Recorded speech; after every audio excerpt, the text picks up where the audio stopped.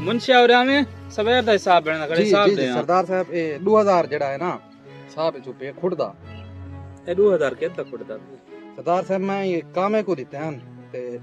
मैं के बीज खाद ते डीजल घेना मैं हूं मेरे को लगदा गपला मार मुंशिया ते कोई गाल दा पत्ता होना चाहिए मैं चाह च गई होई मक्खी ना छोड़ा ए दा वत 2000 है सुभान अल्लाह सही में तो नहीं मैं सरदार बने मस्करा ना कर मैं ना बान उना को सीधा कर ओके सरदार साहब इना को मैं सीधा करे ना देखो वेने तुसा तू भी क्यों नहीं पाती तू तो क्या खे मैं मुंशी साहब तो समय को आख्या आई दबा लेना ना को चलो सही है दबा गया कल पा क्या मुझे ठीक है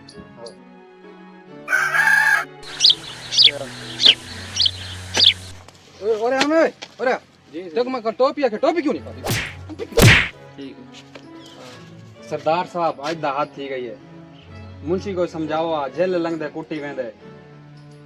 चलो तू वान अपना काम कर मैं समझे ना ठीक है वान यार मुंशी को सादा जी हां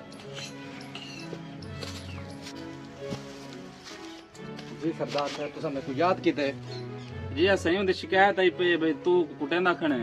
तुसा दा आखे इना को सीधा करो मुंशिया मेरी गाल सुन अगर कुटना होने दा कोई बहाना बना उजार बना कोई पता लगे इवें दा भाज वैसन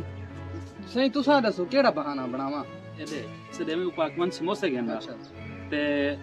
अगर घेन के आवे तो नाल दही वाली चटनी वो पाके आलू अंबली वाली चटनी क्यों घेने घेना है अगर आलू अंबली वाली चटनी घेना आवे तो वो पाके दही वाली क्यों बना घेना है ठीक है ते वो कोट दे ठीक है देखे मैं इना हाल करांगा ओए बुटी 50 रुपया पकड़ मान समोसा घेन के आओ तू चलो मैं हुने हां ए पानी में को ले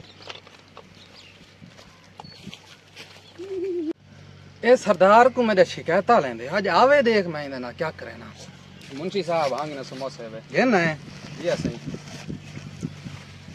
ए कली दही वाली चटनी घेना तू नहीं भाई की दी वाला केड़ी आलू अंबली वाली अच्छा ए तो आ गए तू ए दा तू भी क्यों नहीं पाती